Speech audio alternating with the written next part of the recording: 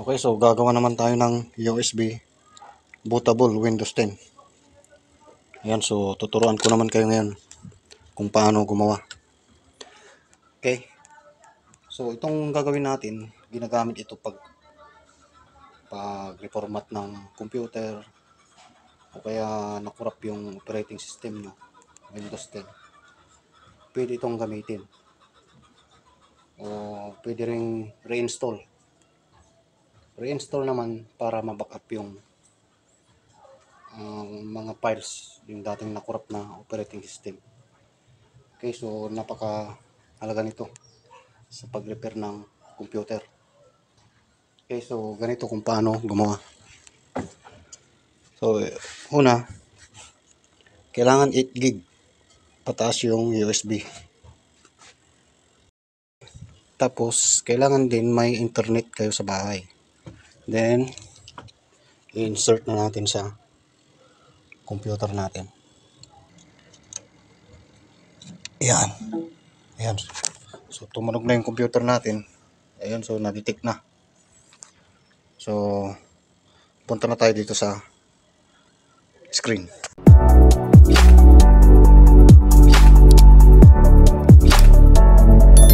Tapos i-double check natin kung na-detect yung USB flash drive natin. Click natin itong computer. So ayan, na-detect naman siya. Removable disk F. Close natin. Then punta tayo sa browser ng ating computer. So dito sa search, type natin ang Windows 10 download.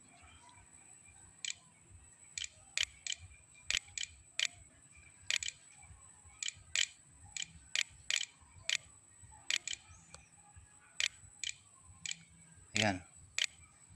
So nakadepende sa inyo kung ano yung Windows ang downloadin nyo.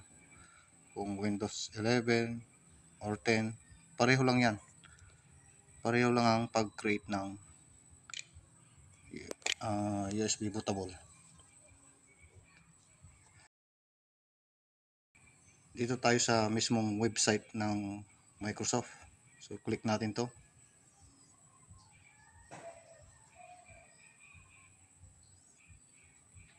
Yan.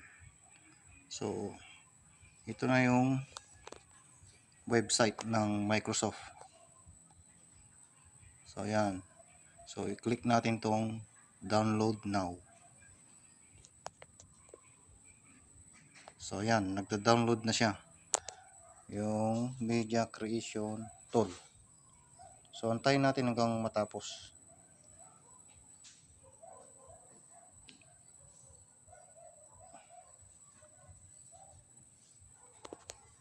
So ayan, tapos na. So i-install natin. I-install natin yan. Media creation tool. So antayin natin hanggang may lumabas. So ayan. May lumabas na. Minimize ko lang muna to.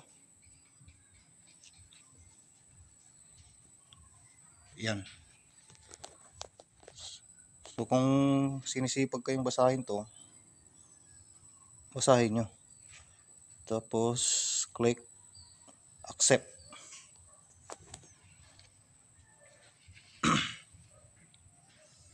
Ayan. What do you want to do? Upgrade the PC now.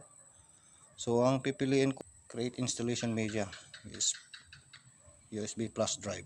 So select ko yan, then next. So kung gusto nyo baguhin yan, kung gusto nyo ng 32-bit, i-uncheck nyo to. Ayan, select nyo kung 32-bit or 64-bit. O kung gusto nyo yung dalawa, itong boot. Yan. So hindi ko na babaguhin yan. So yan na lang ang i-download ko, 64-bit. Then click next. So dito naman papipiliin kung USB flash drive or downloadin yung ISO file. So pipiliin ko yung USB flash drive. So ayan, so ito na yung USB flash drive natin. So double check natin.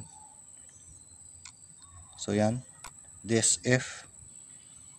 So yun nga. Then next. So yan, nagda-downloading na siya. Downloading Windows 10.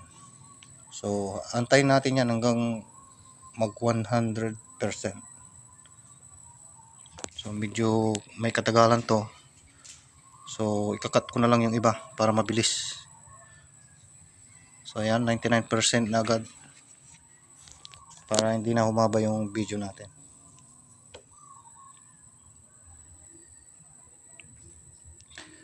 Ayan, verifying your download. Antayin uli yan hanggang mag 100%. So ayan, nag-creating Windows 10 Media na siya. Ayan, so malapit na. Progress 98%. So hanggang 100% yan mga lods. Ayan, USB flash drive is ready. Ayan, so click natin tong finish. Ayan, so mayroon na tayong USB bootable Windows 10. So check natin kung nalagyan nga yung USB flash drive natin. Computer. So ito na yung USB flash drive natin. May laman na.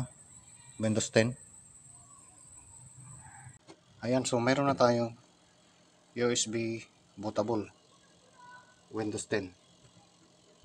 Ayan, so eject na natin para magamit na natin pang repair. Ayan, na-eject na. Hugutin na natin.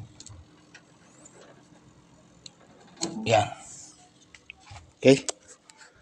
So mayroon na tayong USB bootable Windows 10.